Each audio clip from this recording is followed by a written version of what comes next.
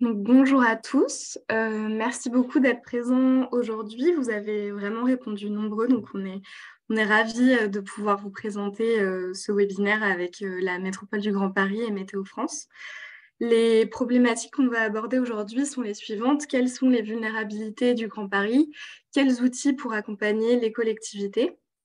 Alors, petit test, voilà. Et pour ça, on a plusieurs intervenants autour de la table, donc je vais les laisser se présenter. On a Alexane Lova. Peut-être Alexane, si tu veux te présenter très rapidement. Bonjour à tous.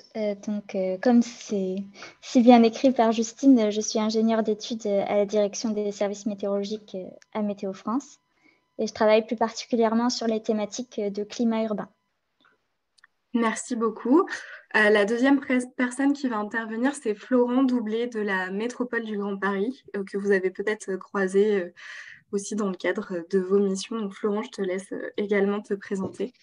Oui, bonjour à tous. Donc Florent Doublet, je suis chargé de mission plan climat air énergie à la métropole du Grand Paris. Merci.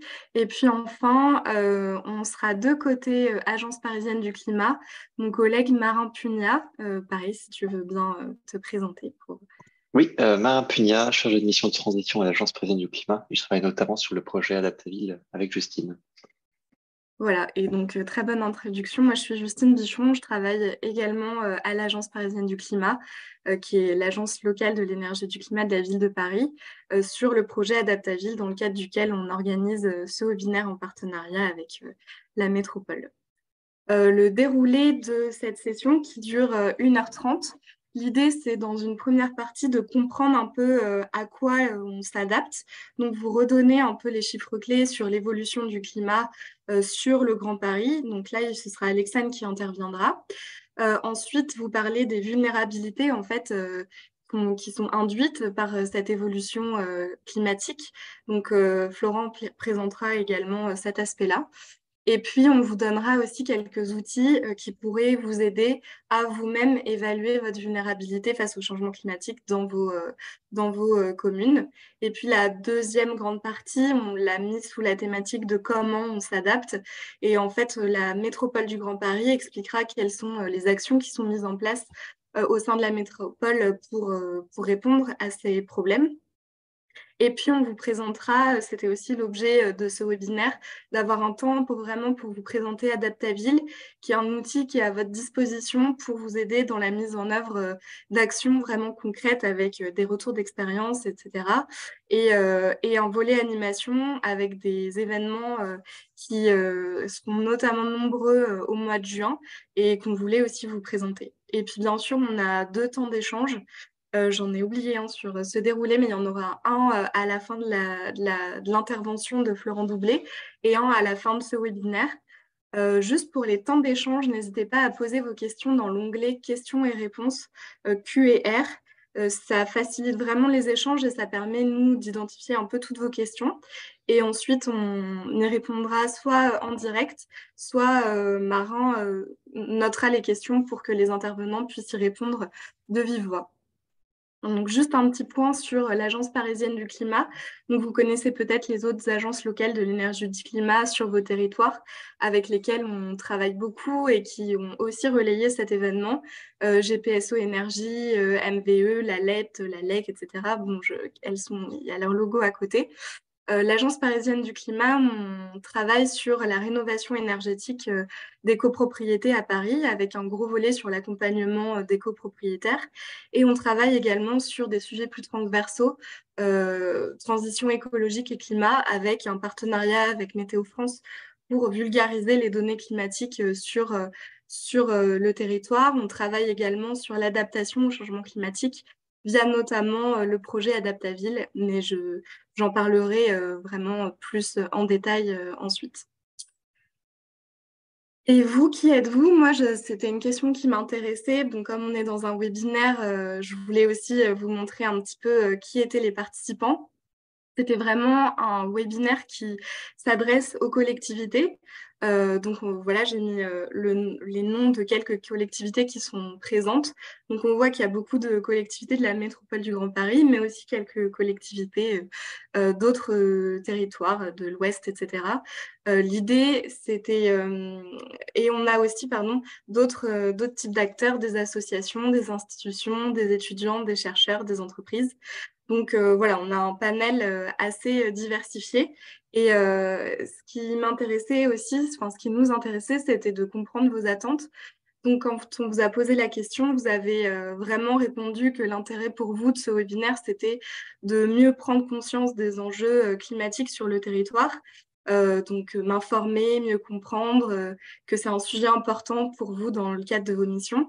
Découvrir des outils, c'était une attente un peu moins forte, mais on essaiera quand même de vous montrer plusieurs outils que vous pouvez vous approprier dans le cadre professionnel également. Et voilà, on n'est pas exhaustif, mais on va essayer d'en montrer quand même plusieurs. Et puis, trouver des informations utiles à vos missions. Donc, clairement, il y a plusieurs personnes qui sont en train de travailler sur l'élaboration d'une stratégie, d'un agenda 2030, d'une OAP. Donc, voilà, ça peut être aussi source d'inspiration pour vous. Pourquoi parler d'adaptation aujourd'hui? Pareil, c'est ressorti comme étant dans les inscriptions comme un sujet d'actualité, un sujet crucial pour les participants à ce webinaire. Et effectivement, c'est un sujet dont on parle de plus en plus. Clairement, nos territoires sont de plus en plus vulnérables face aux impacts du changement climatique. C'est une prise de conscience qui est en train voilà, de vraiment s'affirmer. On a aussi une consultation en ce moment du gouvernement pour essayer de voir à quelle trajectoire la France doit s'adapter. Est-ce que c'est plus 4 degrés? Enfin, voilà, c'est des enjeux vraiment très forts. Et du coup, il y a des politiques d'adaptation qui sont mises en œuvre, qui sont finalement assez récentes et qui viennent aussi faire le pendant des politiques d'atténuation. Donc, je vais peut-être juste reclarifier atténuation, adaptation. Atténuation, c'est toutes les actions qui permettent de réduire les émissions de gaz à effet de serre. Donc, les transports en commun, les mobilités douces, essayer vraiment d'atténuer les émissions dans l'atmosphère. Et puis, l'adaptation, pardon, c'est toutes les politiques qui visent en fait à adapter le territoire à un climat qui va être différent. Donc à un plus 4 degrés, à des canicules, à des inondations. Donc comment on fait avec notre écosystème actuel pour essayer de se préparer à vivre avec un climat différent, à réduire en fait les vulnérabilités des systèmes sans renoncer, bien sûr, à lutter contre le changement climatique. Il faut vraiment éviter d'être mal adapté. Donc pour les collectivités, il y a un peu 3 grandes étapes. L'étape 1, c'est d'identifier bien sûr les vulnérabilités de son territoire grâce à des outils de diagnostic, en prenant conscience, en sensibilisant les élus, les habitants, etc. La deuxième étape, ça va être de planifier l'adaptation, donc l'inclure dans les plans climat, les stratégies d'adaptation, de résilience. Et puis la troisième étape, ça va être bien sûr la mise en place d'actions concrètes, comment embarquer tous les acteurs, changer les pratiques, mettre en place des solutions d'adaptation fondées sur la nature, de végétalisation, mettre en place des solutions grises, donc plutôt tout ce qui est matériaux, morphologie urbaine, etc. Et des solutions douces où on va plutôt agir sur des comportements ou sur des volets réglementaires. Aujourd'hui, on va vraiment s'intéresser à l'étape 1 et l'étape 3. Donc clairement, comment identifier les vulnérabilités de son territoire et comment mettre en place des actions concrètes. Pour l'étape 2 de planification, je vous ai quand même mis 2 outils qui nous semblent très intéressants de partenaires aussi du projet Adaptaville, l'ADEME et le CEREMA. L'outil TACT de l'ADEME, donc Maran y reviendra aussi un peu plus tard, mais qui peut vous aider aussi dans cette phase-là, et la boussole de la résilience, qui est un outil un peu global, mais très intéressant pour initier une démarche et voir comment aussi pouvoir planifier l'adaptation. Et juste pour introduire donc cette première partie, je voulais vous reparler de la vulnérabilité. Qu'est-ce que c'est? En fait, la vulnérabilité d'un territoire, elle peut se calculer, enfin s'évaluer grâce à différents facteurs. Il faut regarder l'exposition de ce territoire aux aléas climatiques. Est-ce qu'on va être soumis à l'érosion du trait de côte, aux canicules, à des fortes pluies? Sa sensibilité également, est-ce que finalement il y a des inondations, mais en fait il n'y a pas de construction à ce niveau-là, donc ça ne va pas trop poser problème. Et à sa capacité à faire face, c'est-à-dire toutes les actions qui sont entreprises pour essayer en fait d'atténuer la vulnérabilité du territoire. Donc par exemple, si on parle d'un bâtiment, l'isoler davantage pour qu'il soit plus robuste face par exemple à des canicules ou des grands froids. Donc voilà, et il faut aussi prendre en compte les effets dominos, c'est-à-dire tous les effets en cascade qui peuvent entraîner en fait d'autres vulnérabilités. Donc c'est pour ça que cette phase de diagnostic, elle est très importante. Et donc dans le calcul de cette équation, il y a bien sûr la prise en compte des aléas climatiques, donc soit les évolutions tendancielles à horizon moyen, horizon lointain. Donc ça, c'est ce dont va vous parler Alexane. Et puis, il y a aussi les extrêmes climatiques qu'on peut prendre en compte. Par exemple, la crue centenale qui a eu lieu au siècle dernier sur le bassin versant parisien. Voilà, on peut regarder un peu jusqu'où c'est allé pour essayer de se projeter dans dans un, dans un, dans une crue centenale du XXIe siècle, par exemple. Voilà, donc je n'en dis pas plus, je laisse la place à Alexane et du coup, je te laisse partager ton écran. Très bien, merci.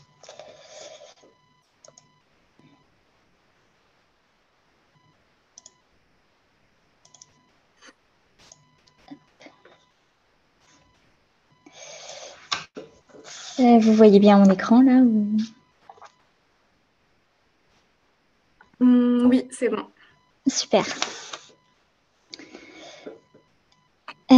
Donc, je vais vous présenter, comme le disait Justine, l'évolution du climat en Île-de-France et sur le Grand Paris.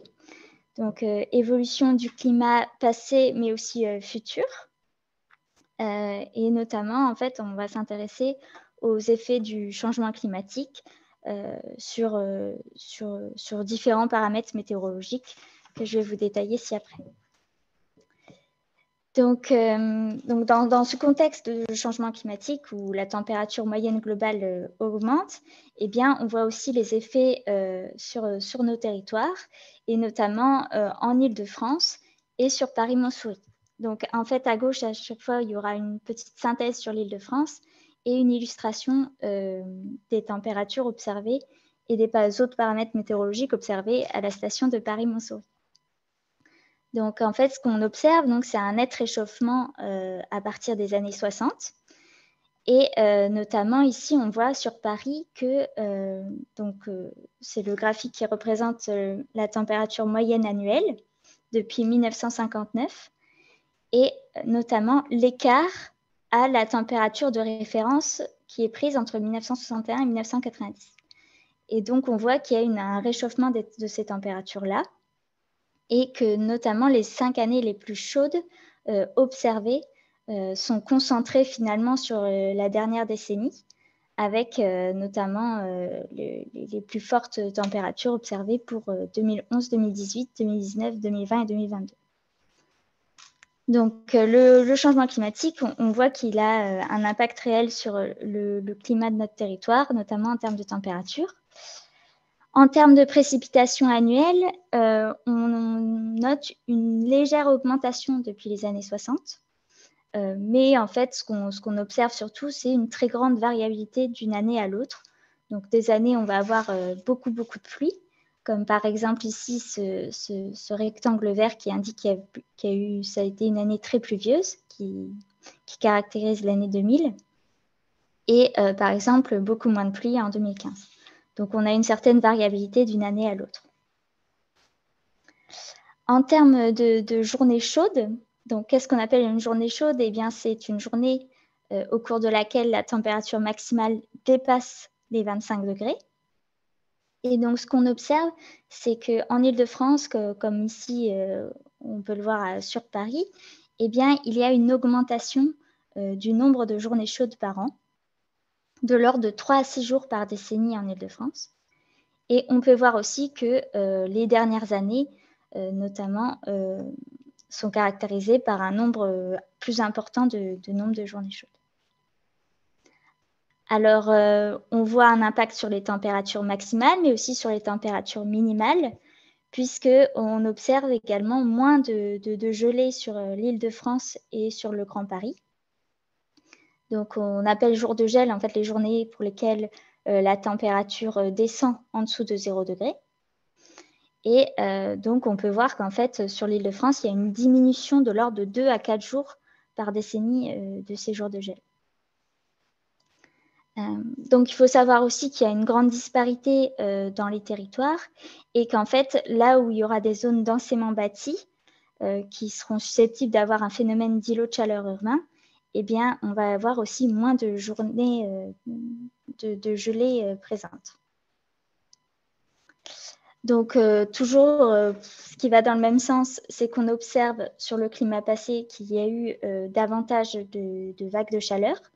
Donc, que ces vagues de chaleur étaient plus nombreuses ces dernières décennies et que la température, par exemple, record observé à Montsouris a eu lieu le 25 juillet 2019, ce qui est la température record depuis le début de la station. Donc, pareil, plus de vagues de chaleur, mais moins de vagues de froid. Moins de vagues de froid et des vagues de froid moins intenses, comme en témoigne ici ce graphique que je n'ai pas du tout expliqué. Donc, en fait, sur leurs données, vous avez à chaque fois les indicateurs de température. Donc, ici, pour les vagues de froid, c'est plus c'est élevé, plus la température était négative. Et sur les abscisses, les durées des épisodes météorologiques. Donc voilà, donc plus de vagues de chaud, moins de vagues de froid, moins intenses, etc. Ce qu'on observe aussi, c'est que par rapport à 1961-1990, par exemple, que les sols sont plus secs maintenant en Île-de-France. On note notamment un assèchement de 4% sur l'année. Donc c'est ce qui est représenté ici sur ce graphique, où là, on voit en fait en abscisse tous les mois de l'année. C'est le cycle annuel de l'humidité des sols.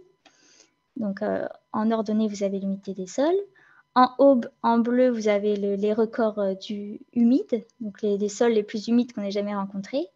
Et en marron, ici, les sols les plus secs. Et donc, ce qu'on peut voir, c'est que sur la référence moyenne 1961-1990 en orange, elle est plus haute, donc plus humide. Elle était plus humide que celle qui a été observée entre 1980 et 2010. Donc, assèchement des sols, notamment au printemps et en été. Donc, ça, c'était pour le climat passé. Maintenant, qu'en est-il du climat futur? À quoi peut-on s'attendre? Eh bien, avant de vous montrer peut-être les projections, peut-être rappeler comment on prévoit l'évolution du climat. Alors déjà, dans un premier temps, en fait, les chercheurs, les scientifiques utilisent les équations physiques connues pour représenter de manière informatique la Terre. Donc, ils modélisent le système Terre, notamment les échanges d'énergie, d'eau, de chaleur entre les différentes composantes du système Terre que sont l'atmosphère, l'hydrosphère, les continents et la cryosphère et la biosphère. Donc, une fois qu'ils ont réussi à représenter numériquement le fonctionnement de la Terre de manière informatique, il faut faire des hypothèses sur l'évolution de nos émissions anthropiques, à savoir notamment de nos émissions de gaz à effet de serre. Donc là, ils vont faire différents scénarios qui vont dépendre notamment de la croissance démographique, des progrès technologiques, des choix politiques, etc. Donc il y a des scénarios plus ou moins optimistes ou pessimistes d'émissions de gaz à effet de serre. Par exemple, le scénario RCP 8.5 qui est illustré ici en rouge foncé, eh bien, c'est un scénario pour lequel on ne change rien. C'est-à-dire que les émissions de gaz à effet de serre continuent de croître au rythme actuel. Et voilà, c'est un scénario qui est plutôt pessimiste. Et par exemple, le scénario RCP 2.6 qui est en bleu, lui, c'est un scénario à très faible émission de gaz à effet de serre, où on voit qu'il y a un point qui est culminant vers 2030-2025 et qui baisse beaucoup. Donc ça, c'est vraiment un scénario très optimiste. Et donc, ce qu'ils font, c'est qu'ils mettent en entrée des modèles qu'ils ont fait, des modèles numériques, ils mettent en entrée ces scénarios d'émissions de gaz à effet de serre, ce qui permet d'avoir une simulation climatique à l'échelle de la Terre. Donc, cette simulation, elle est valable sur la Terre entière, mais par contre, elle a une résolution assez grossière. Donc, pour avoir un peu l'influence plus locale, ils font également des simulations régionales, et notamment à l'échelle de l'Europe, de la France. Et c'est sur ces simulations-là que s'appuient les nouvelles projections faites par notamment, entre autres, Météo France, et qui sont disponibles sur Drias Climat, dont je vais vous parler plus en détail peut-être tout à l'heure. Donc voilà, donc ces projections-là, qu'est-ce qu'elles indiquent sur le territoire parisien? Eh bien, en termes de température, quand on regarde le scénario à forte émission de gaz à effet de serre, eh bien, on a différentes indications sur les indicateurs météorologiques. Par exemple, sur les températures moyennes, c'est la première ligne. Vous avez en fait dans la première colonne la température moyenne sur la période de référence qui est 1976-2005.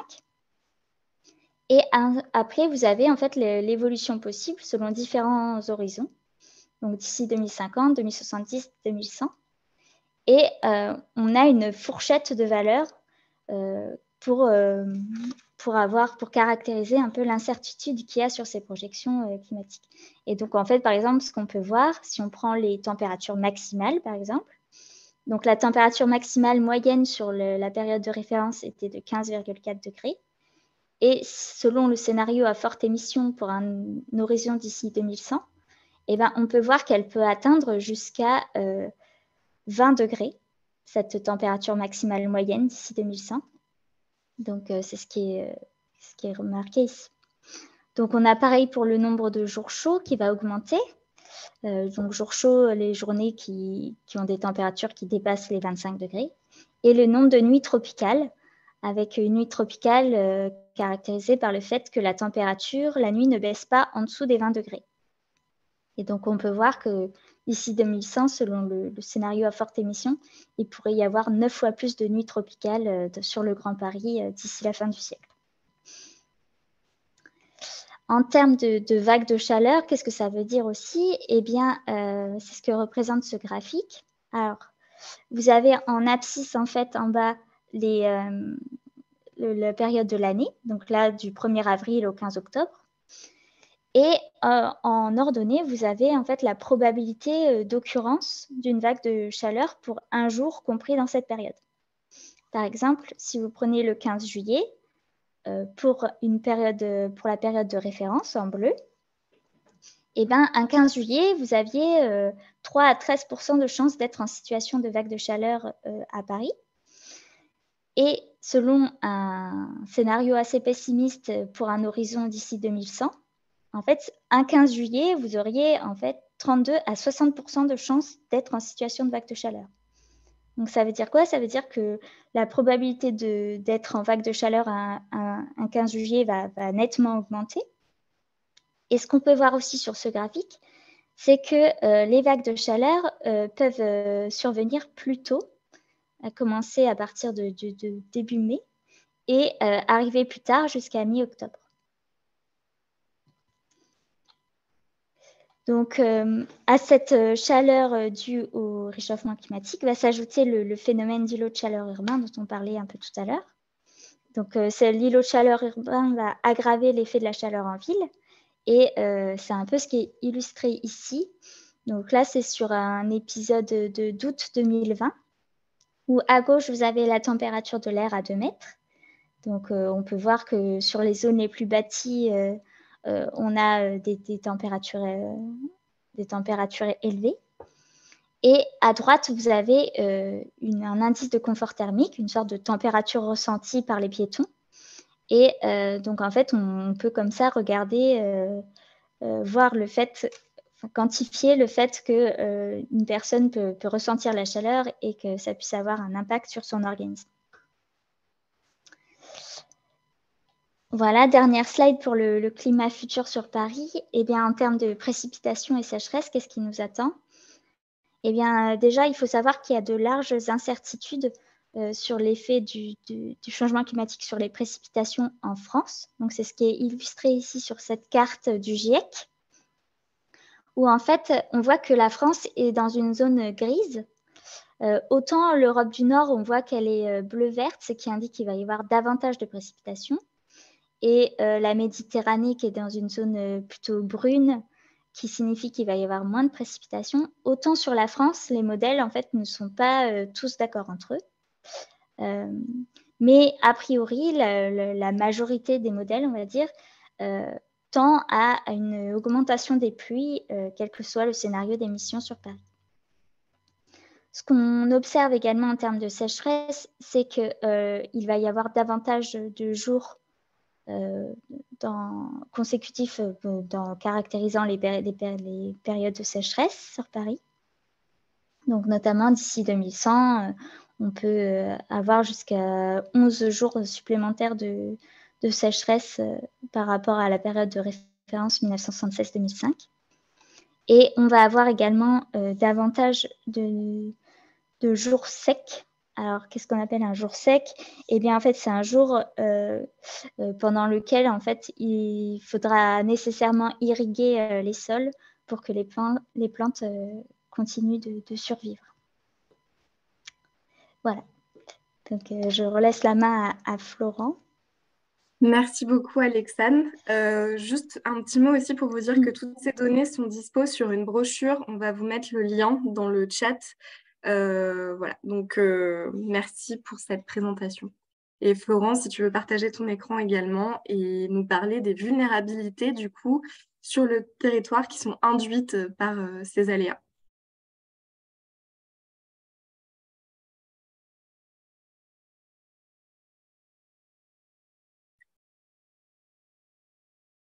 Est-ce que ça marche? Ah, on ne t'entend pas. Petit bug, désolé. Ah, c'est Est-ce bon. que vous m'entendez? Désolé. C'est bon.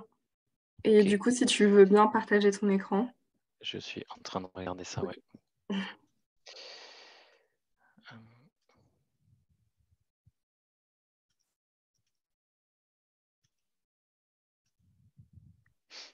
Voilà, Marin vous a mis le lien de la brochure. Ça va reprendre aussi des éléments qui seront présentés par Florent.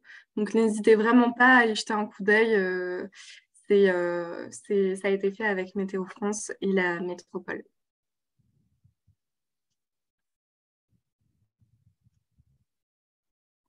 Florent, du coup, ça marche de ton côté ou tu veux que je partage? Ah, Ça c'est bon. n'a ça n'a pas fonctionné, mais je vais partager l'écran complet, du coup, c'est pas Ok. grave. Normalement, là, ça devrait être bon pour Ouais, vous. parfait. Ok, désolé. Alors simplement quelques mots rapides sur le plan climat métropolitain. Vous indiquez donc qu'il a été adopté en 2018.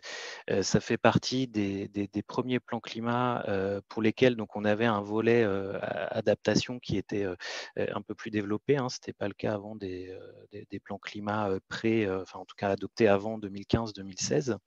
Et donc, il intègre bien les deux volets dont a parlé Justine en introduction. Le premier qui est évidemment la réduction des émissions de gaz à effet de serre et le second qui porte donc sur l'adaptation au changement climatique du territoire.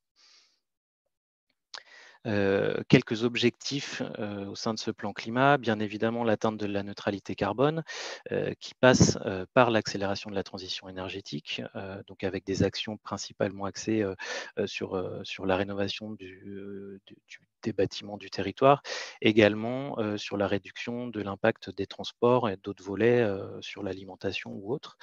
Et donc avec cet objectif de réduction de 80% des émissions de gaz à effet de serre, et puis pour la partie qu'on dit incompressible, de compensation chaque année pour arriver à cet objectif de neutralité carbone.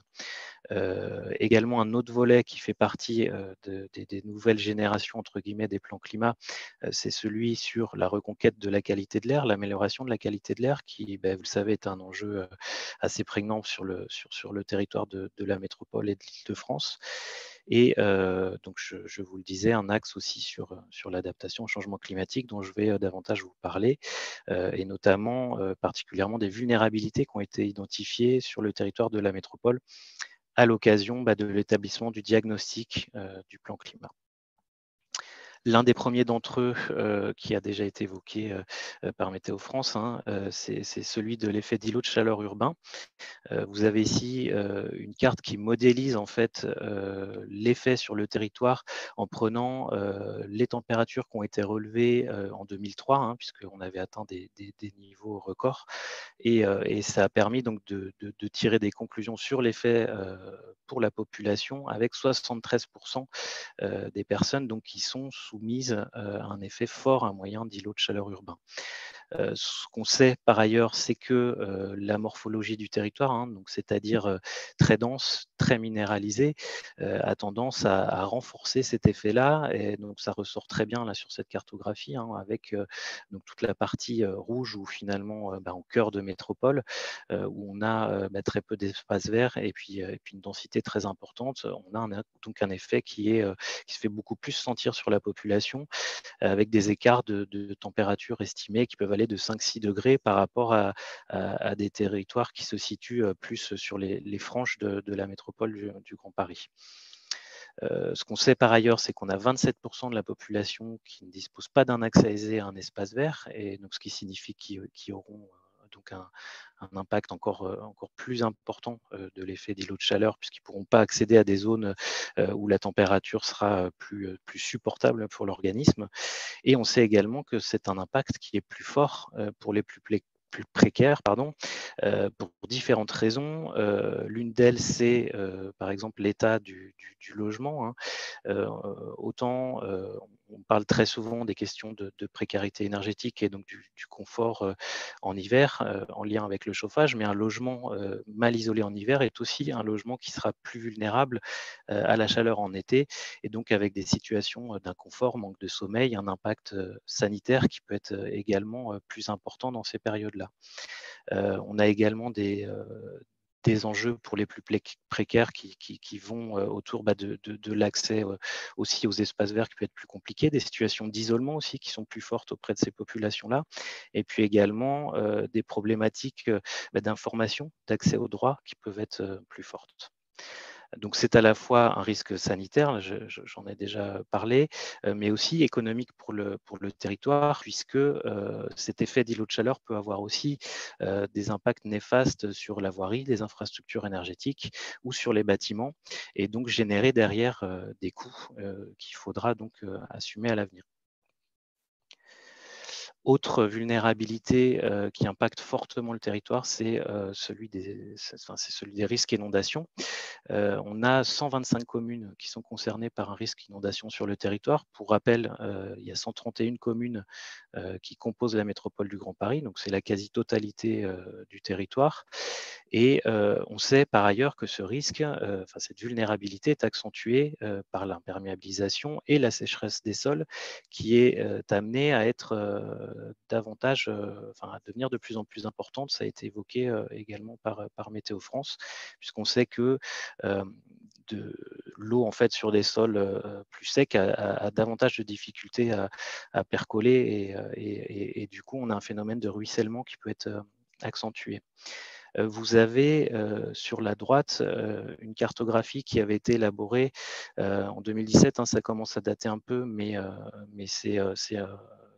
toutes ces données-là vont être amenées en fait à être mises à jour à l'occasion de la révision du plan climat. J'y reviendrai. Mais cette cartographie-là illustre en fait l'impact que pourrait avoir une crue centenale, donc celle de 1910, sur le territoire métropolitain. On voit notamment avec tous les points rouges que vous voyez donc ici, en cœur de métropole principalement, mais pas uniquement. Là, ce sont des transports donc, qui seraient impactés et arrêtés du fait d'une inondation de cette ampleur. On a également les infrastructures qui seraient impactées pour la production d'eau ou les questions d'assainissement. c'est un risque économique qui est très important. Il y a eu quelques études qui ont été faites sur le sujet. Ça donne des résultats qui sont très, très variables. Mais en gros, on parle de quelques milliards à plusieurs dizaines de milliards. On pourrait aller jusqu'à 30 milliards. Évidemment, c'est très difficile à évaluer. Tout dépend de la durée de la crue, de son niveau, et puis de notre capacité à répondre à cette crue centenale. Et enfin, dernière vulnérabilité identifiée sur le territoire, le retrait gonflement des argiles, qui là aussi est très répandu sur l'ensemble de la métropole, hein, avec donc depuis 1983, plus de 75% des communes de la métropole qui ont été reconnues au moins une fois en état de catastrophe naturelle vis-à-vis de cette vulnérabilité. Et on sait par ailleurs, oui, que derrière, on a un risque assurantiel très important. C'est quelque chose, là encore, qui fait l'objet de quelques incertitudes, puisque ça a été dit, on ne sait pas encore quelle va être l'évolution des précipitations sur le territoire, mais si elles sont amenées à avoir davantage d'importance, ce phénomène va se ramener à s'accentuer, avec donc davantage de périodes de sécheresse et davantage de périodes de précipitation, et donc un impact plus fort sur les bâtiments du territoire qui sont donc construits sur des zones où ce risque existe. Et c'est un coût là pour les assurances qu'il est encore très difficile d'estimer. On a donc principalement sur cet enjeu-là un impact qui est concentré sur le bâtiment, les logements et certaines infrastructures du territoire.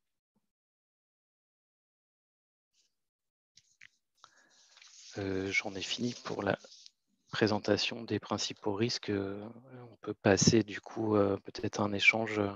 Ouais, merci beaucoup Florent pour cette présentation. Donc peut-être Marin, est-ce que tu as identifié 2, 3 questions qui sont ressorties dans le chat ou dans l'onglet QR? Utilisez de préférence l'onglet QR, c'est plus simple ensuite pour nous.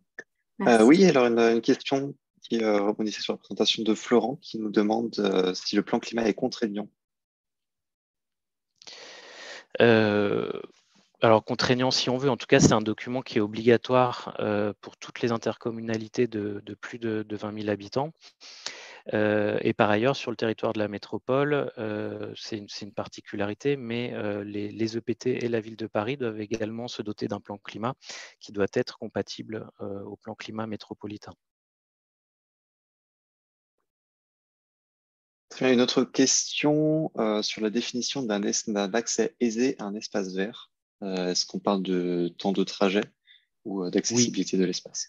c'est essentiellement une question de distance d'accessibilité en termes de temps à un espace vert. Ouais. Très bien. Il y avait juste une dernière question, mais Alexandre a répondu directement dans le chat. Mais peut-être si on a le temps de dire rapidement à l'oral pour que tout le monde puisse en profiter. Pourquoi prendre pour référence les années entre guillemets lointaines, 1976-2005, et pas des plus récentes pour la référence, pour comparer les projections?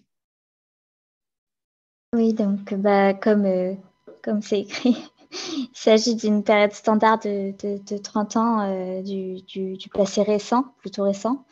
Et elle correspond en fait à la période de 30 ans la plus récente possible dans les simulations historiques des simulations climatiques régionales. Donc, c'est aussi celle de référence qui est utilisée donc, dans la brochure dont le lien vient d'être envoyé et dans le portail DRIAS. Très bien. Ensuite, on a une question pour Florent là, qui vient d'être posée dans le chat. Comment combine-t-on les plans climat à toutes les échelles, que ce soit les communes, les EPT, le département, la région, la métropole? Alors, d'une manière générale, le plan climat, puisqu'il répond à une obligation réglementaire, il doit être compatible avec les documents qui sont élaborés à l'échelle supérieure.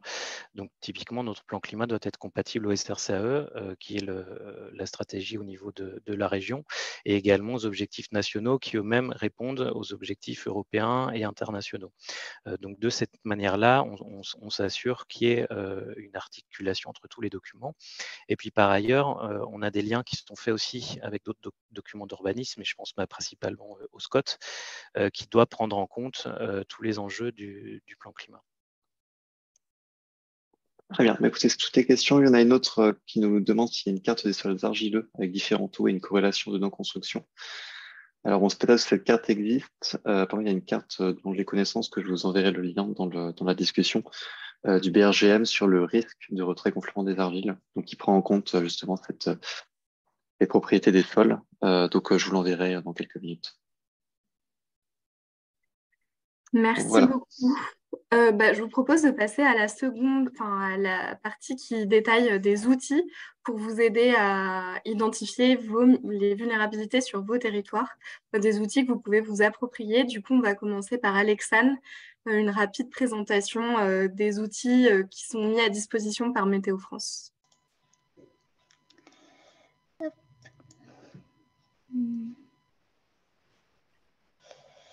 Alors,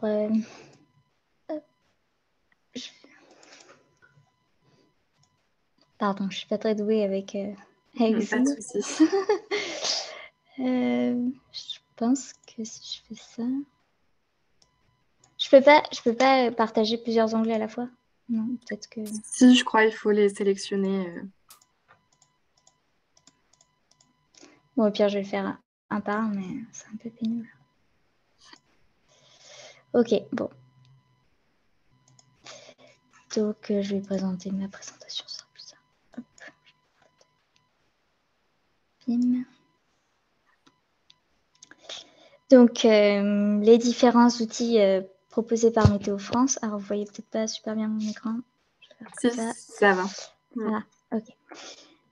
Donc, voilà, donc, je vais passer le petit live sur Météo France. Donc, déjà, je fais un peu de la pub pour notre site internet de Météo France, car il y a de très bons articles déjà pour mieux comprendre le changement climatique et ses impacts sur nos villes et sur nos territoires. Donc ça, je rappelle ici le lien. Ensuite, vous avez l'outil Climat HD. Je ne sais pas si vous le connaissez, mais donc c'est un outil qui est vraiment chouette pour visualiser en fait le climat passé et futur sur nos territoires. Donc, je vais essayer de... Ça va être un peu pénible. De partager Climat HD pour vous montrer en direct. Hop. Donc, j'espère que vous voyez bien. Donc, ça se présente sous cette forme. Et donc, en fait, ce qui est pas mal, c'est que vous pouvez naviguer sur les différents territoires de la France. Par exemple, si je prends Île-de-France, vous allez reconnaître en fait les images que je vous ai présentées tout à l'heure. Et donc, on a en fait l'évolution constatée du climat selon différents paramètres météorologiques. Donc, par exemple, si on clique sur température, vous allez avoir les températures moyennes, minimales, maximales, selon différentes périodes de l'année, pour différentes stations présentes sur le territoire. Vous aurez aussi des informations sur les précipitations, les différents phénomènes, vagues de chaleur, vagues de froid, tempêtes, et différents impacts sur la sécheresse, chauffage, climatisation. Donc ça, en termes de climat passé, mais aussi en termes de climat futur. Donc il suffit de naviguer sur les différents onglets.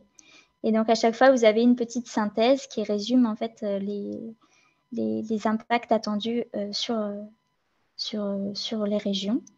Et les déclinaisons en fait selon les différents scénarios de gaz à effet de serre dont on a parlé tout à l'heure. Donc ça, c'était le premier outil accessible en ligne de Météo France, Climat HD. Vous avez également, donc, il faut que j'arrête le partage et que je repartage le deuxième. Donc je vais vous montrer aussi donc, le portail DRIAS. Sur lesquels il y a en fait les projections climatiques dont je vous ai parlé tout à l'heure.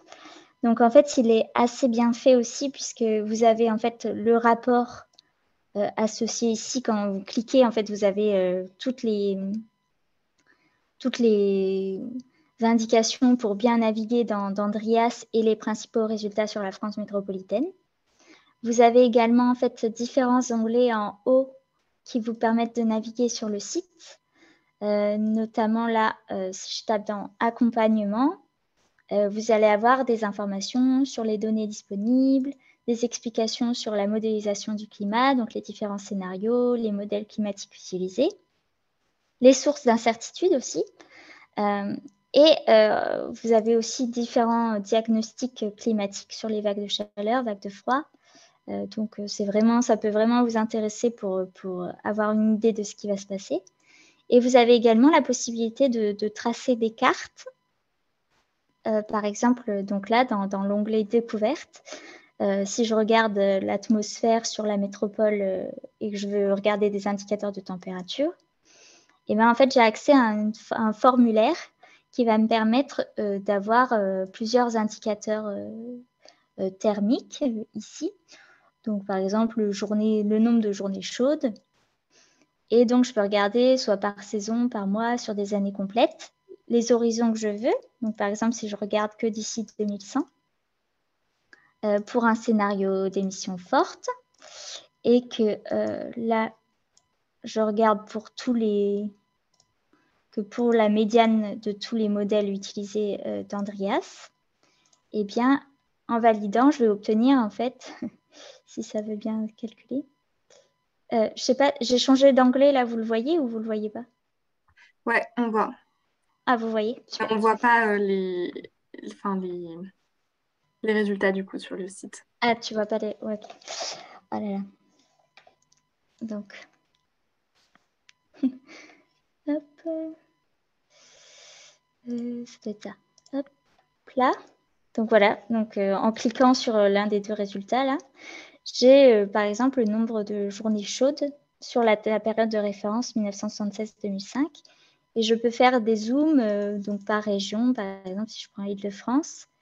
Et là, s'il veut bien l'afficher, donc en fait, il va me donner point par point en fait, le nombre de journées chaudes qu'il y a pendant la période de référence. Et après, je peux basculer sur l'horizon lointain. Enfin, je ne vais peut-être pas vous le montrer là parce que je n'ai pas beaucoup de temps, mais donc ça peut être sympa d'avoir des visualisations graphiques grâce à Drias.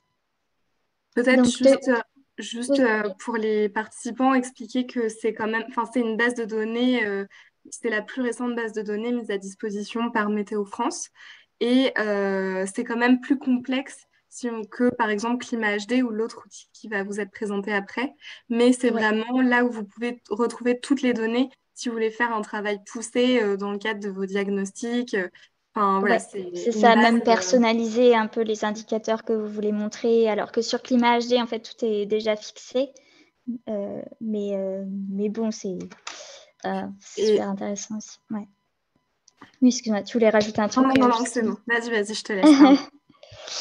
Et donc, on dispose aussi donc, de la même chose, mais cette fois-ci pour les projections hydrologiques. Donc, c'est le portail Drias O. Et donc là, Drias O, hop, donc ça va être en fait tout ce qui est projection de débit, mais aussi de toutes les variables hydrologiques comme du bilan hydrique qui pourrait vous intéresser. Donc là, je cherche désespérément futur de l'eau. Ok. Hop. Donc ça se présente un peu de la même manière avec les mêmes onglets, etc. Donc là aussi, peut-être que l'idéal, c'est de le prendre en main si jamais vous voulez faire des études un peu plus poussées sur votre domaine. Donc voilà quoi. Donc je vous laisserai regarder ça. Et donc, dernier outil qui me semble vraiment intéressant de vous montrer, qui est Climadiac Commune, dont vous avez peut-être déjà entendu parler. Donc, hop. Encore là aussi, en fait, un outil accessible en ligne gratuitement par Météo France. Donc, bien sûr, ce sont des outils qui sont gratuits et accessibles en ligne, mais si vous voulez des études plus poussées, il y a également la possibilité de nous commander des études, notamment par le biais d'une adresse mail que je pourrais vous mettre dans le chat, si jamais vous voulez davantage de détails et une expertise qui va avec. Donc, par exemple, pour Climadiac Commune, là, si je tape au hasard Havre pour la ville d'Havre, eh bien, je vais avoir en fait tout le diagnostic climatique sur la commune de la ville d'Avray. Et donc, en fait, ça se présente comme ceci. Donc là, vous avez tout un petit énoncé pour expliquer comment lire les différents graphiques qui se présentent souvent sous cette forme, où là, en fait, nous avons la valeur sur la période de référence, qui est toujours 1976-2005, puisque c'est basé sur Drias. Et vous avez les fourchettes hautes, médianes et basses pour d'ici 2050. Et donc, voilà, donc vous avez les différentes caractéristiques d'une commune. Vous avez aussi les enjeux et risques identifiés. Et vous avez en fait comme ça toutes les projections climatiques disponibles pour 2050 sur cette commune, avec un petit commentaire synthétique sur différents paramètres météorologiques. Donc, température, nombre de jours de gel, précipitations, etc., avec tous les risques, notamment voilà, des sols secs, etc. Donc ça peut vraiment vous intéresser. Et vous pouvez taper directement votre commune, que ce soit bien sûr Paris, il y a Aubervilliers, vous pouvez tester, il y a vraiment beaucoup de choses. Et ça peut être intéressant pour vous d'avoir comme ça une première tendance des impacts du climat, du changement climatique sur votre commune. Super, merci beaucoup. Donc, n'hésitez pas à faire le test. On va vous envoyer tous les liens ensuite dans le chat. Donc, Ouais. ça, c'est vraiment des outils gratuits, accessibles, avec différents niveaux de complexité, donc qui peuvent répondre à différents enjeux dans votre commune. Peut-être, je vais donner la parole ensuite à Marin. Merci beaucoup, Alexane. On prendra aussi des questions à la toute fin du webinaire. J'ai vu qu'il y en avait encore dans le chat. À Marin sur les autres outils de diagnostic. Oui, merci Lucie. Merci Alexane pour vous présenter ces outils. Ces premiers outils qui vous aident à appréhender les aléas qui vont toucher votre commune maintenant et dans le futur. Et là, une autre série d'outils qui là vous permet d'appréhender plutôt les notions de sensibilité et d'exposition sur ces différents aléas, voire de capacité à faire face. La première série, c'est bien avancé, oui. Donc ce sont tout le travail cartographique qui a été réalisé par l'Institut Paris Région au niveau de la région Île-de-France, mais on va descendre à une échelle qui peut être assez intéressante pour toutes les collectivités. Donc je vous en montre plusieurs rapidement. Le premier outil, c'est Chaleur en ville. En fait, ils se sont intéressés pour chaque îlot aux caractéristiques qui vont aggraver l'effet de chaleur, avec certaines caractéristiques qui sont les propriétés réelles des îlots. D'autres, ça va plutôt être des valeurs forfaitaires suivant la typologie de l'îlot. Ils ont classé selon ce qu'on appelle les zones climatiques locales.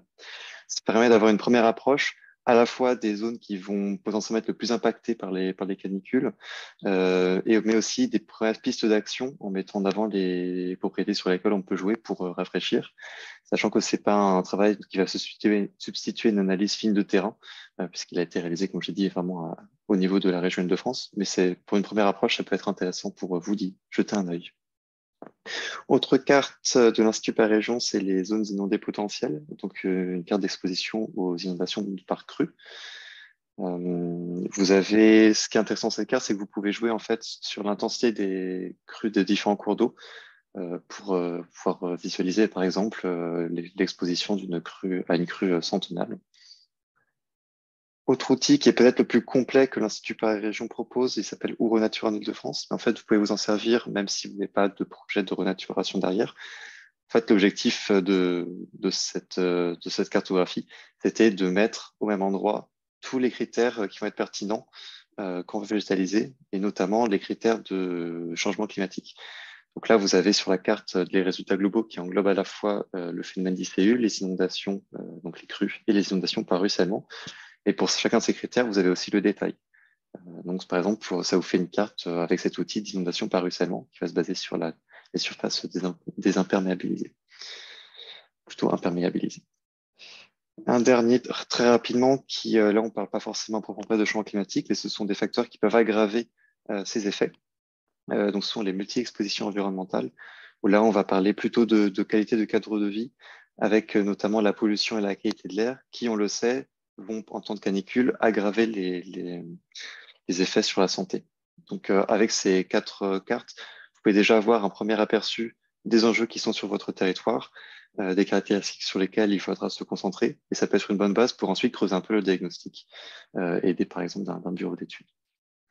Il y avait d'ailleurs une question sur la santé que j'ai vu passer pour une présentation précédente. Donc, vous avez Santé publique France qui a ce portail Géode, qui est son observatoire cartographique qui vous permet, alors c'est classé par pathologie mais aussi par cause, d'évaluer, d'avoir plein de données sur différents indicateurs. Là, à l'écran, vous avez par exemple l'augmentation de la mortalité pendant les périodes de canicule. Donc, si jamais vous voulez avoir des données chiffrées, c'est souvent au niveau du département sur la santé, où là, c'est surtout des données d'observation du passé. Vous pouvez aller sur Géode. Maintenant, si on quitte un peu l'échelle globale cartographique pour plutôt s'intéresser au bâtiment, on a l'outil BatAdapt qui fait partie de la plateforme que l'Observatoire de l'immobilier durable a développé, qui s'appelle Resilience for Real Estate. Où là, le principe est simple, vous rentrez votre adresse, vous rentrez les caractéristiques du bâtiment, et puis ils vont vous donner toute une série d'aléas avec à chaque fois l'exposition, qui dépend de l'adresse, la vulnérabilité qui dépend aussi des caractéristiques, et une analyse croisée avec une synthèse ici et des détails et des pistes d'action pour chaque aléa concerné. Pour finir, Justine avait rapidement évoqué en introduction, la démarche TACT de l'ADEME vous permet de vous accompagner tout au long de l'élaboration d'une stratégie, à commencer par le diagnostic. Donc, c'est un outil complètement gratuit, là encore.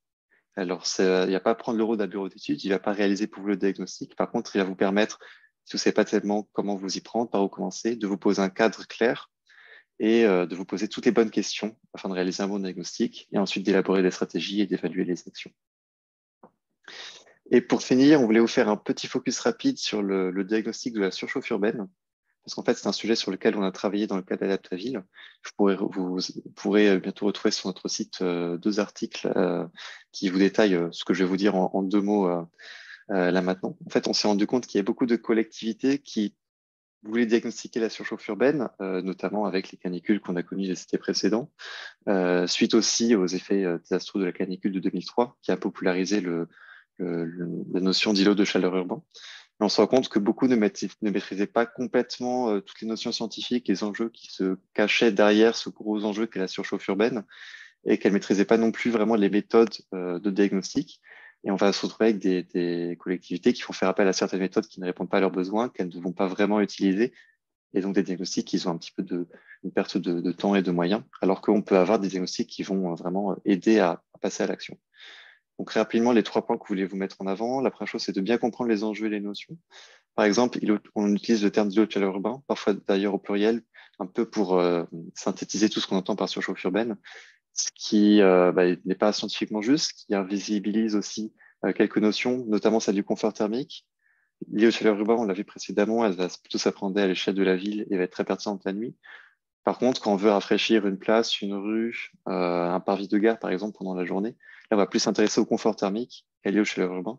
Et le confort thermique, là, on peut vraiment jouer à l'échelle micro-locale de manière intéressante. Alors que l'îlot de chaleur urbain, ça va plutôt être des actions au niveau de la ville.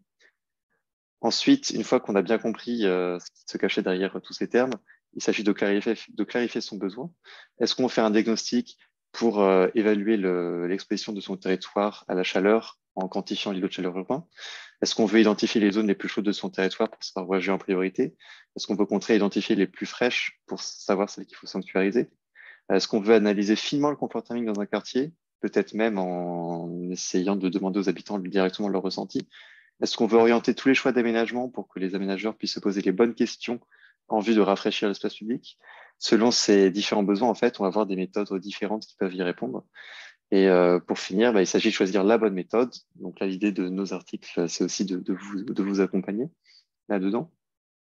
Donc rapidement, on va avoir des approches empiriques, par exemple des thermographies de surface, des campagnes de mesure mobile, des réseaux de capteurs fixes, des enquêtes sociologiques, mais aussi des approches qui, elles, vont plutôt partir de l'analyse du territoire, avec de la modélisation, qui va être plus ou moins poussée, qui peuvent être au niveau d'un quartier comme au niveau d'une agglomération. Également des approches par indice qui vont être plus flexibles, peut-être moins rigoureuses scientifiquement, moins précises, mais qui vont permettre plus d'agilité et peut-être de massifier l'utilisation.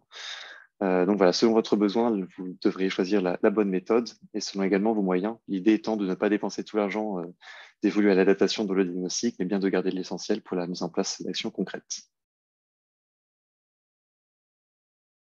Merci beaucoup. Ça fait une très bonne transition. Du coup, peut-être il y aura un temps de questions-réponses encore à la fin. On va essayer d'être rapide avec Florent pour se garder une dizaine de minutes d'échange. Donc, je relaisse la parole à Florent. Là, on attaque la deuxième partie. Donc, concrètement, une fois qu'on a fait son diagnostic, comment on agit pour la mise en œuvre d'actions sur le terrain. Et donc, je laisse la parole à Florent sur les réponses que fait la métropole du Grand Paris sur ces questions-là. Oui, merci Justine. Alors effectivement, ce ne sera pas l'ensemble des réponses qui seront évoquées ici, mais bien celles qui sont apportées par la métropole. L'une d'entre elles passe par la planification. Donc via le SCOT, on va pouvoir sanctuariser des zones, notamment pour les trames vertes et bleues, qui constituent des espaces de fraîcheur, mais aussi des espaces qui sont peut-être plus résilients face au risque d'inondation. Et puis on va cartographier l'ensemble des risques pour permettre ensuite aux communes dans leur PALU de les intégrer. Alors si je pense notamment au risque retrait-gonflement des argiles, ça peut permettre à une ville par exemple de demander s'il y a des constructions neuves dans une zone qui est concernée par ce risque-là, d'imposer par exemple d'intégrer des fondations qui soient plus solides pour éviter qu'à l'avenir les bâtiments soient fissurés et que du coup derrière on ait un impact économique soit pour le promoteur, soit pour les personnes qui habitent ce logement-là. On a aussi tout un volet d'actions qui porte sur la question de l'aide au financement d'opérations à destination des communes ou des établissements publics territoriaux du territoire pour redonner une place à l'eau et à la nature en ville, mais aussi pour améliorer les bâtiments. Sur l'amélioration des bâtiments, donc pour des sujets d'isolation, de confort d'été, on peut mobiliser le FIM. Alors ça, c'est plutôt à destination des communes, donc pour le tertiaire public. On a également des actions qui sont menées au travers des ALEC, des agences locales de l'énergie et du climat, sur l'ensemble du territoire, qui sont soutenues par la métropole et qui portent donc essentiellement sur l'accompagnement des particuliers lorsqu'ils ont des projets de rénovation de leur logement. On a également d'autres dispositifs tels que le plan biodiversité ou Nature 2050 qui permettent là plutôt de financer des actions de désimperméabilisation et de développement de la nature en ville. On gère également en direct la compétence GEMAPI, donc gestion des milieux aquatiques et prévention des inondations. Comme son nom l'indique, on a deux volets. Un qui est plutôt sur la gestion des milieux avec des actions telles que la réouverture des cours d'eau, des réaménagements, reméandrement ou entretien des cours d'eau afin de permettre de retrouver finalement une fonction qui soit plus naturelle et plus résiliente face au risque d'inondation. Et puis, puisqu'on sait qu'on ne pourra pas l'éviter complètement, on a aussi tout un volet qui est là pour se protéger, se prémunir des effets des inondations, avec l'entretien des digues existantes, l'installation de bâtards d'eau en cas de crue, et puis également le projet de la Bassée, qui vise là à pouvoir finalement retenir une quantité très importante d'eau en amont du territoire pour éviter que les effets d'une crue centenale ou d'une crue importante, tout simplement, soient trop importants ensuite en cœur de métropole. Et enfin, la métropole apporte un soutien technique, financier à la plateforme Adaptaville qui va être présentée après. Donc, je laisserai Justine y revenir et qui permet donc de sensibiliser et d'informer les personnes du territoire et puis au-delà sur les solutions qu'on peut appliquer pour faire face à tous ces risques liés à l'adaptation au changement climatique. Et enfin, simplement évoquer donc quelques perspectives avec vous, notamment, j'en ai parlé rapidement, mais la révision du plan climat qui va être lancée donc officiellement à la fin de l'année, mais le travail technique, lui, a déjà commencé. On va réviser les diagnostics, donc ça veut dire qu'on aura une vision plus précise et actualisée des risques et des vulnérabilités sur le territoire. Et on sait d'ores et déjà qu'en quelques années, les organismes qui nous accompagnent, hein, notamment Institut Paris Région, APUR, disposent de données qui sont plus détaillées et qui portent aussi sur des sujets sur lesquels on n'avait pas forcément pu amener une réflexion auparavant.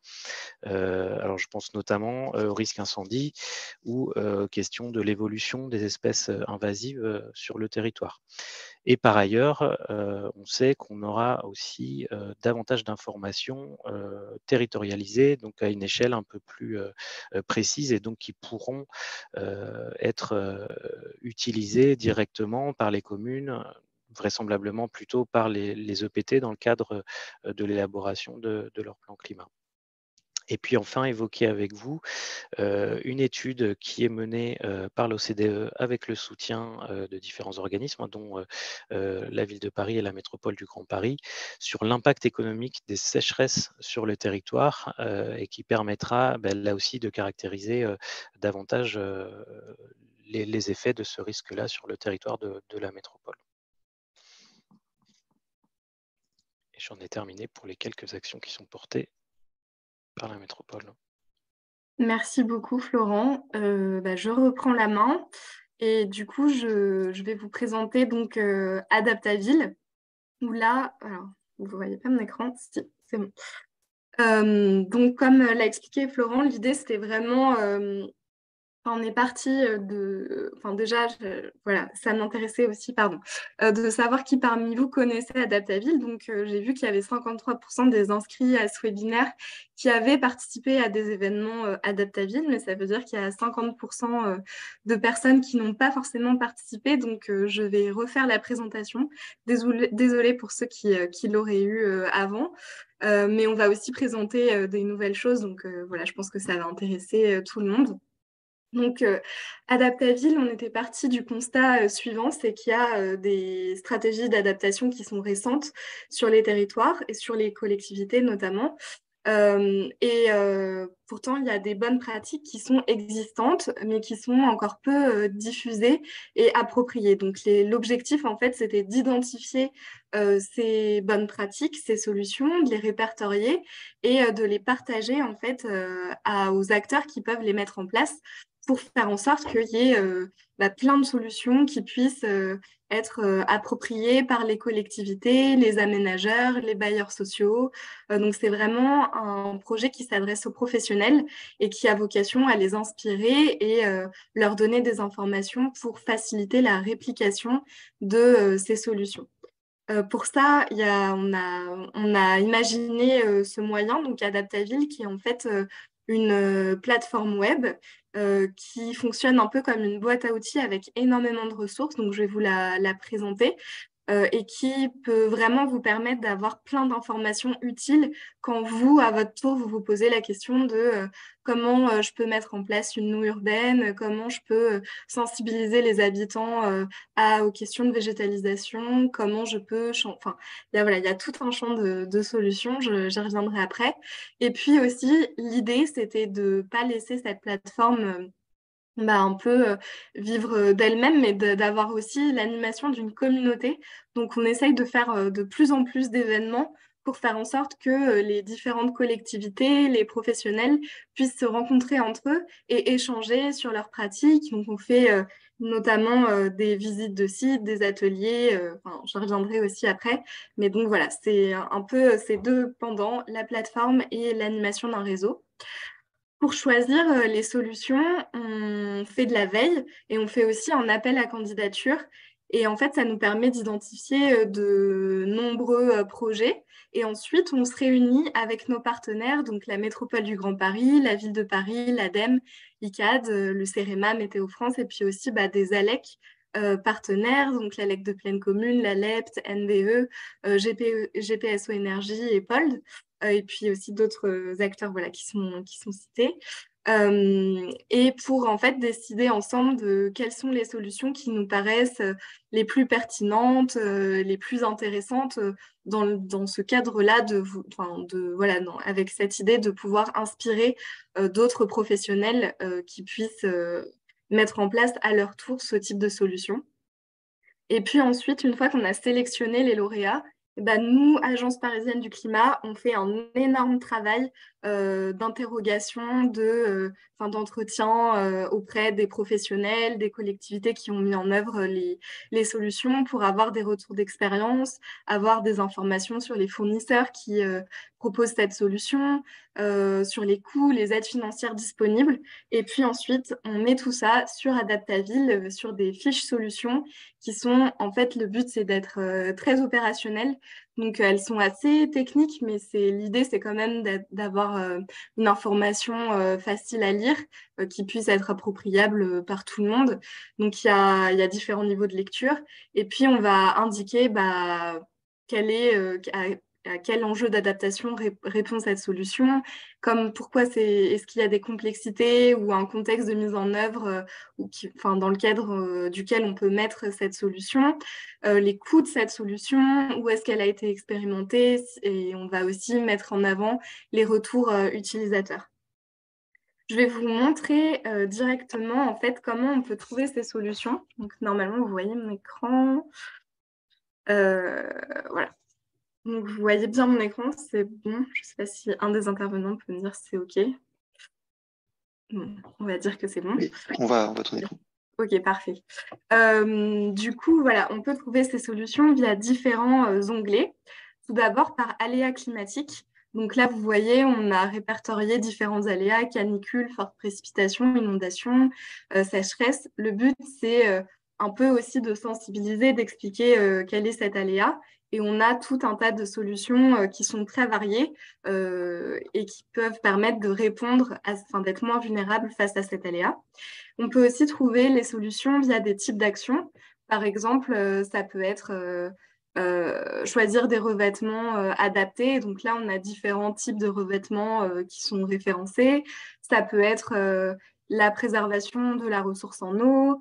Ça peut également être, bien sûr, la végétalisation. On a beaucoup de solutions de végétalisation. Donc voilà. Et aussi, on a des solutions qui sont plus de l'ordre de la sensibilisation, de la communication. Donc voilà, je trouve ça aussi important de ne pas occulter le fait que ce n'est pas uniquement des solutions techniques, mais il y a aussi des solutions qui visent à plutôt influencer les comportements, les usages, et qui sont mises en place par certaines collectivités. Je vous ai mis des exemples de solutions pour vous montrer à quoi ressemble une fiche solution. Là, typiquement, c'est l'outil Sésame. Je ne sais pas si vous en avez entendu parler. C'est un outil d'aide à la décision qui permet, en fait, lors d'un projet d'aménagement, de choisir les bonnes essences d'arbres en regardant quels sont les services écosystémiques rendus. Donc, on a l'enjeu d'adaptation, les points forts, quelques photos, la description de la solution, comment ça marche. Je passe très vite, hein, vous pourrez aller voir ensuite. Là où ça a été expérimenté, avec notamment un retour utilisateur aussi, parce que ça a récemment été expérimenté par le département de Seine-Saint-Denis. Donc, vous avez ce retour d'expérience. Et puis, vous avez des contacts. Donc là, les chercheurs et le contact du conseil départemental de Seine-Saint-Denis qui a expérimenté la solution. Vous avez aussi d'autres types de solutions. Donc, par exemple, là, c'est une solution assez récente qu'on a mise en ligne sur la création d'îlots forestiers urbains, mais avec une démarche particulière où, en fait, c'est un bureau d'études qui a proposé de financer ces forêts urbaines via du financement public-privé et de les protéger, aussi de signer un contrat qui permet de protéger ces forêts via des obligations réelles environnementales sur une durée de 99 ans. Donc voilà, c'était un modèle un peu particulier qui nous semblait intéressant. C'est un des lauréats de l'appel à candidature de 2022. On a des solutions plus larges, par exemple la création de bandes végétalisées, de nœuds urbaines, avec des petites vidéos. Pareil, une description vraiment poussée, vraiment des conseils, en fait, si vous voulez mettre en place ce type de solution. Des indicateurs de coûts, les aides financières qui sont disponibles. Voilà, donc il y en a plus de 50 sur la plateforme. Et on a de plus en plus on a une trentaine de lauréats. Donc là, on fait un gros travail, on finalise pour mettre en ligne d'ici la fin de l'année tous les lauréats de l'appel à candidature. Juste pour vous montrer la plateforme, on peut aussi les trouver via une carte des solutions. Donc vous pouvez voir, normalement, ça va être enrichi, hein. Mais en fait, sur votre territoire, bah voilà, qu'est-ce qui est mis en œuvre? Donc, il y en a beaucoup à Paris, mais on peut dézoomer, il y en a même à l'échelle de la France. Donc, voilà. Et je voulais vous dire aussi qu'on a donc une newsletter où on fait aussi des articles de fond. Parfois, par exemple, là, donc, on parlait du lancement de l'étude sur la sécheresse. On a fait des articles sur les expérimentations qui sont menées pendant l'été face aux canicules, sur des expérimentations de recouverte mises en place par ICAD, donc qui permettent de produire de l'ombre. Enfin, voilà, il y a plein d'articles de ressources. Vous pouvez vous abonner à notre newsletter pour être au courant de tout ça et surtout des événements aussi qu'on organise ou que nos partenaires organisent sur ce sujet-là de l'adaptation. Je vais repasser sur mes slides pour vous parler aussi donc, des lauréats 2022, des nouvelles solutions qui vont être mises en ligne. On a essayé de répertorier ça par thématique. Donc, je disais 30 lauréats. Il y a des lauréats sur l'économie des ressources dans les bâtiments. Par exemple, on est en train de finaliser une fiche sur ce qui a été mis en place par la ville de Roubaix pour détecter des fuites d'eau au sein de leurs bâtiments ou aussi par Haute-Paris sur le réseau de distribution d'eau. Donc voilà, la mise en place de capteurs pour identifier des fuites. Le réseau de froid urbain de la ville de Paris, qu'est-ce que c'est, comment on peut s'y raccorder, quels sont les potentiels, etc. On a aussi des sujets sur les solutions d'action, sur les comportements et les usages.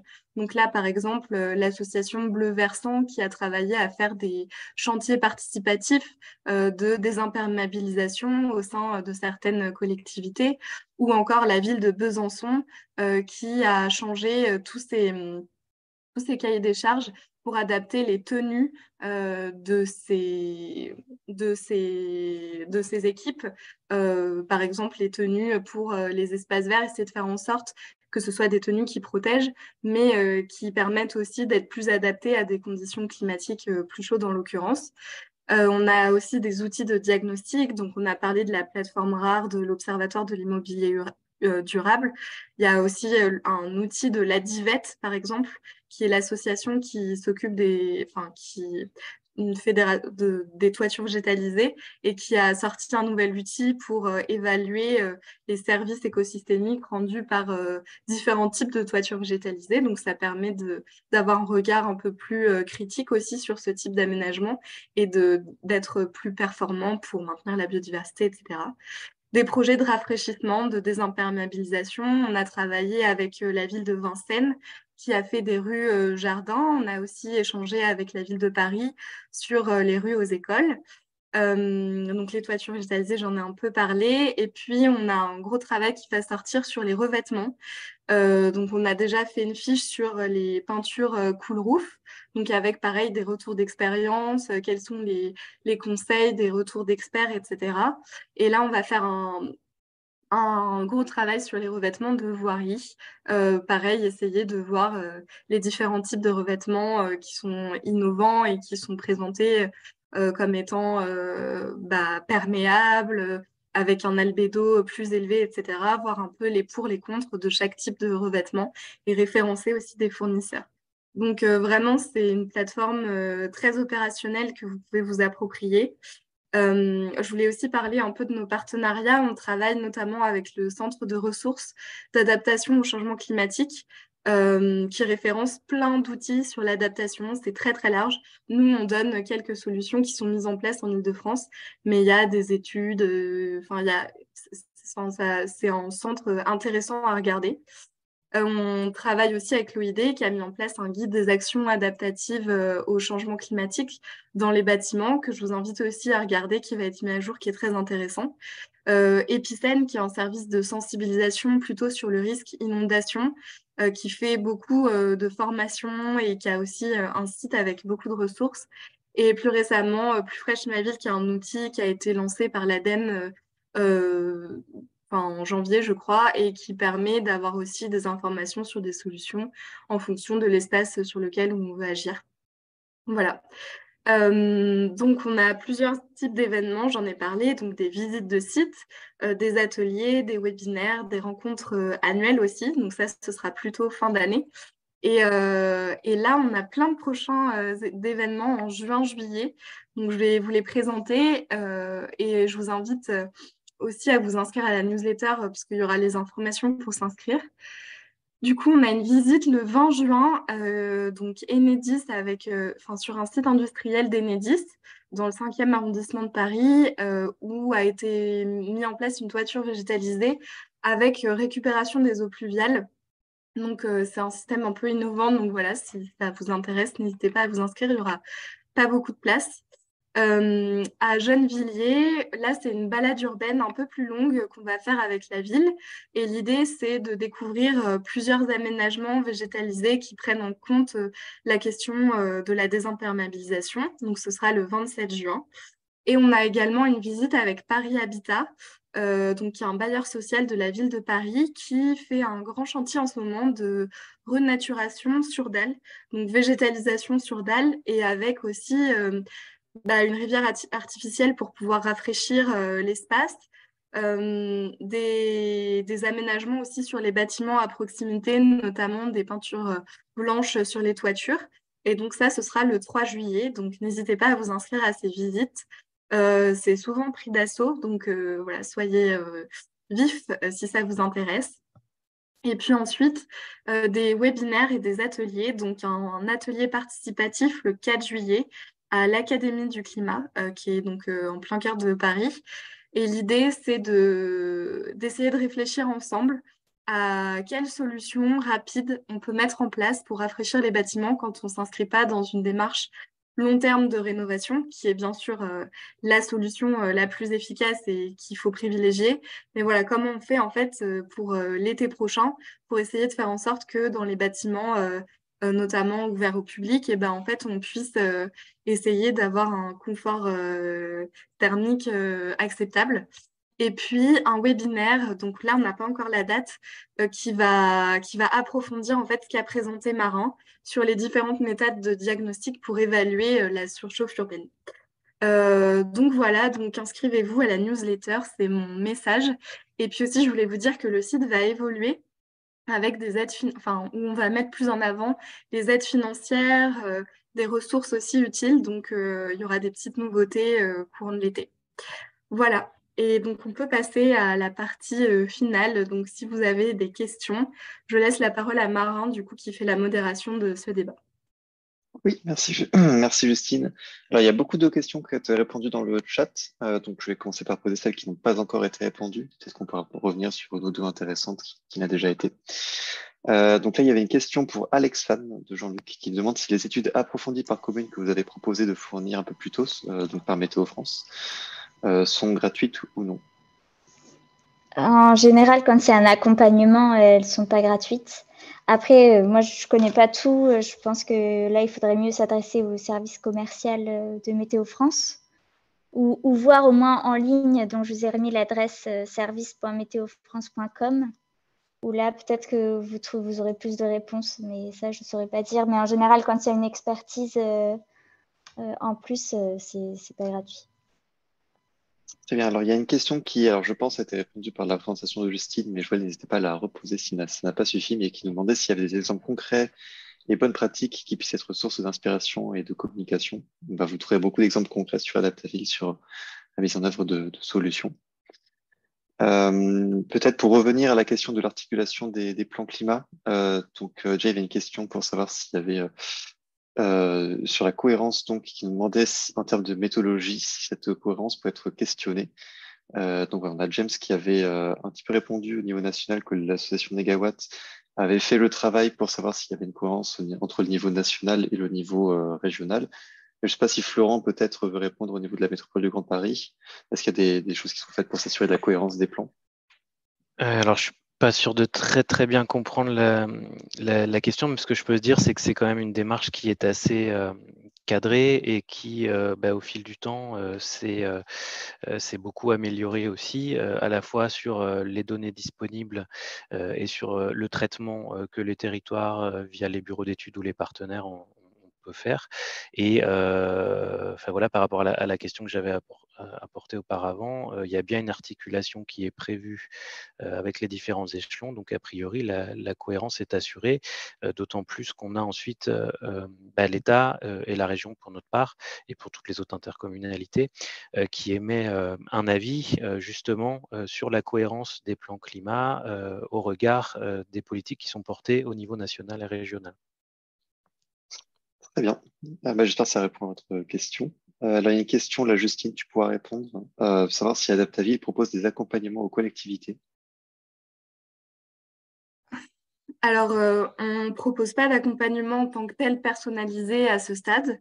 Par contre, si vous êtes intéressé par une thématique particulière, comme on organise des ateliers, on peut éventuellement essayer de, de faire en sorte que cet atelier réponde à une problématique qui se pose dans votre collectivité. Donc, je vous invite vraiment à me contacter aussi. Et puis, c'est un dispositif Adaptaville qui va évoluer. Donc, voilà, enfin, c'est pas impossible qu'à l'avenir, on fasse ce genre de prestations, mais c'est pas le cas en ce moment directement. Mais en tout cas, nous, notre but, c'est vraiment de partager les connaissances du coup qu'on a acquises en faisant les fiches solutions et en mettant en relation les personnes. Donc, n'hésitez pas à nous contacter si ça se trouve, on a une réponse à apporter et on est à votre service. Oui, tout à fait. Et d'ailleurs, on a parlé rapidement du travail qu'on a mené sur le diagnostic de la surchauffe urbaine. Si vous avez une question précise, que vous voulez un conseil rapide sur ce sujet, n'hésitez pas aussi à nous écrire. Vous pouvez aussi mettre Florent en copie. Donc voilà, pas d'accompagnement pour en parler, mais sur des questions spécifiques, vous pouvez nous solliciter. Donc ça, je pense que c'était les questions qui n'avaient pas encore été répondues. J'ai quand même vérifié dans les discussions, mais je crois qu'elles avaient toutes été transférées. Et par celles qui sont répondues, peut-être qu'il y en a certaines qu'on peut redire un mot devant tout le monde, également pour ceux qui nous regardent en replay. Donc, il y avait certaines questions sur les cartographies des sols. Donc là, vous pouvez vous rendre sur le site Infoterre du BRGM. Vous aurez plein de cartographies, notamment sur les nappes phréatiques, par exemple. Là, on vous a montré plutôt celle sur le retrait-gonflement des argiles, mais il y en a plein d'autres. Donc voilà, en gros centre de ressources.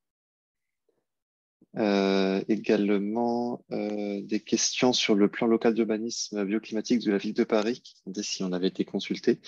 Voilà, la métropole, donc comme a dit Florent, travaille avec la ville de Paris, puisque la ville fait partie de la gouvernance de la métropole. Et puis nous, pour l'Agence parisienne du climat, on a également participé à l'élaboration de ce PLU, notamment sur l'onglet adaptation, avec l'OAP Biodiversité Adaptation. On a pris part au groupe de travail. Et après, c'est des questions plutôt techniques. Je pense que ça fera sans personne d'y revenir. N'hésitez pas si vous avez une dernière question qui vous vient à la poser.